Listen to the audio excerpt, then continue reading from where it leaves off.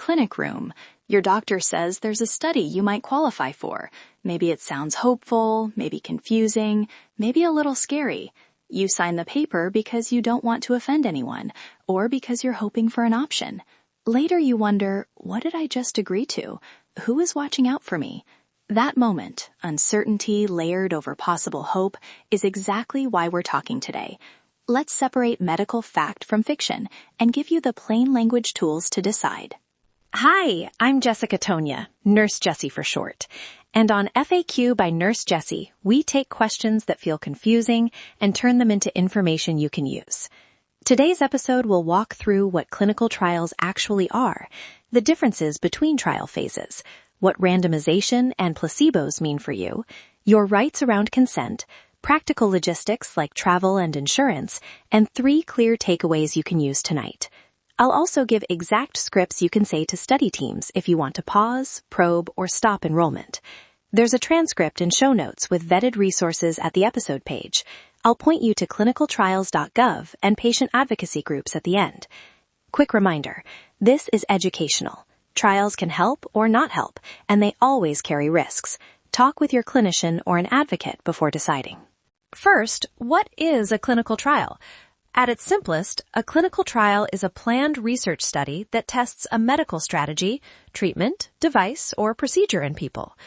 Trials are done so we can answer questions like, is this safe? What dose works? Does it actually help compared with what we already use? We usually talk about phases I through IV. Phase 1 is usually small, focused on safety and dosing. Think of it as checking how the body responds and what side effects appear. Phase 2 expands to see if there's a sign the treatment might work. Phase 3 compares the new treatment to the standard of care in larger groups. This is where we get the most reliable evidence about benefit. Phase 4 happens after a treatment is approved. It monitors long-term effects and rare side effects. Different groups run trials: academic centers, pharmaceutical companies, or community clinics. The goals can differ slightly depending on who's running them, but the basic idea is the same. Collect evidence, carefully and ethically. Design basics, this is the part that affects what your personal experience will look like. Randomization means who gets which treatment is decided by chance, like flipping a coin. That keeps the results fair, but it also means you won't get to choose the study arm. A placebo control means some participants may receive an inactive treatment. That helps us know whether the active treatment actually matters beyond expectation. Blinding means you, your clinician, or the people analyzing results might not know who got what. Single blind, double blind, all ways to reduce bias.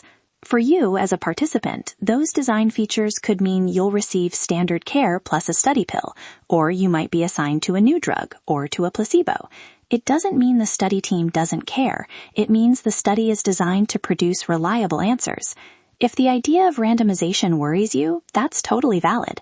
Ask the study team exactly what each group will receive and whether standard of care is guaranteed. Who's watching out for you? Safety oversight is a big deal. Institutional review boards, IRBs, review and approve studies before they start. Many larger trials also have a Data Safety Monitoring Board, or DSMB, made of independent experts who check the results and safety data at intervals and can recommend stopping a study early if there's harm or clear benefit. Trials may also have stopping rules, preset points where the study pauses or stops if things look unsafe. Crucially, you always have the right to withdraw from a trial at any time for any reason, without penalty or loss of your regular medical care. That right is non-negotiable. If a researcher tells you otherwise, that's a major red flag. Let's talk about consent in practice. Informed consent isn't just a sheet of paper. It must explain the purpose of the study, what will happen to you, the known risks and possible benefits, alternatives to participation, whom to contact for questions about your rights, and how to withdraw. But consent documents can be long and full of jargon. Here's how to handle that. Don't sign until you can explain the study back to someone in your own words. Ask for plain language summaries. Insist on having the consent form to take home, and ask for a copy after you sign. If anything sounds like legalese designed to minimize responsibility, ask the coordinator to explain it in plain words and write down their explanation.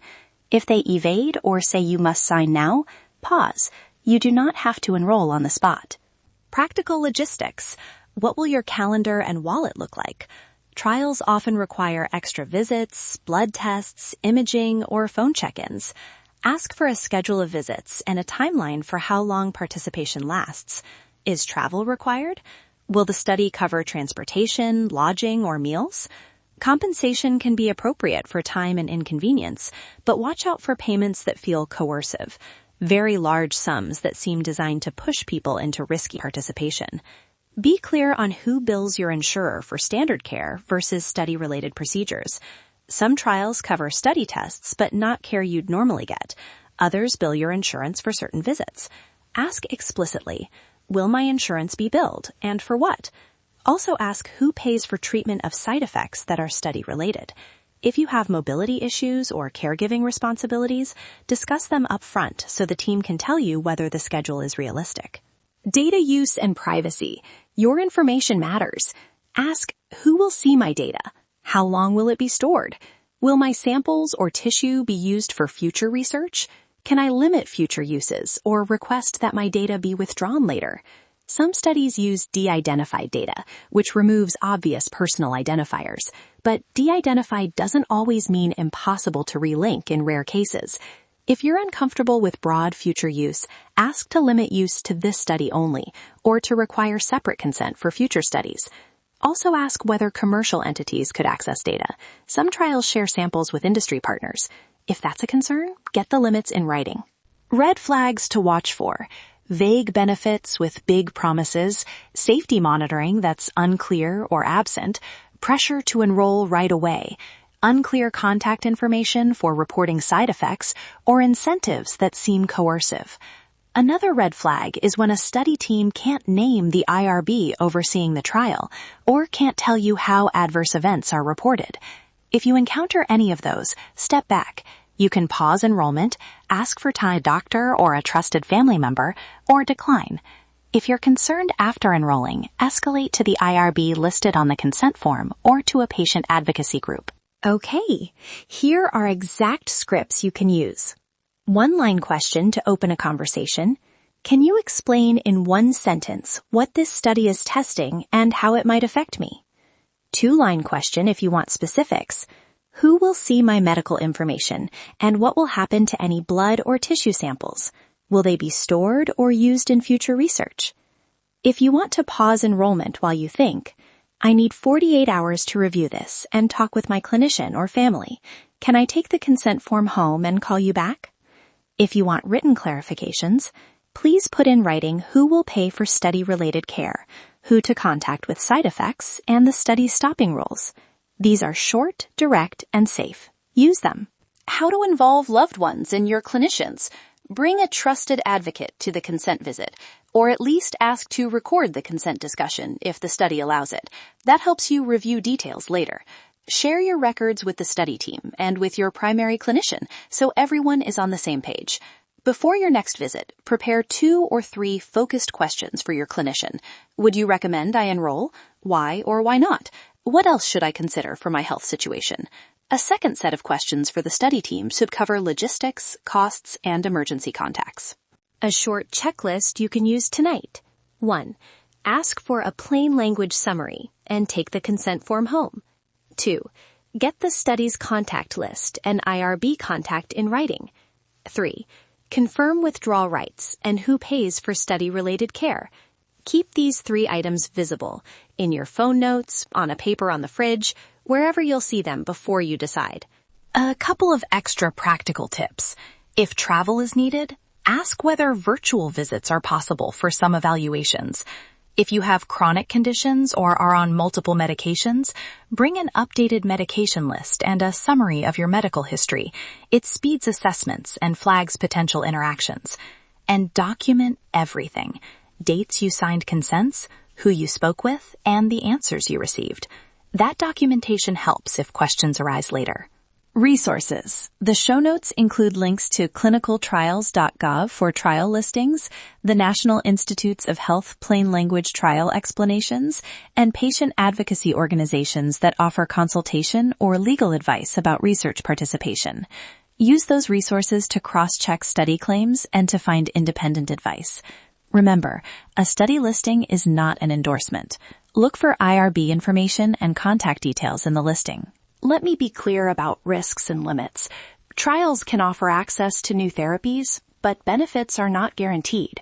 Side effects can be unknown. Insurance and billing rules differ by location. Check with your insurer and the study coordinator. If a study team is unresponsive to basic safety or logistics questions, that is a sign to pause enrollment. I know all of this can feel heavy. Being cautious isn't being pessimistic. It's protecting your rights and health. We promised scripts earlier. Here are 2 more you can use when you need to escalate. If I experience a serious side effect, who is responsible for my care, and how will that be documented and reported? And who is the independent board or committee that monitors safety for this trial, and may I contact them directly? Those questions move the conversation from vague to accountable.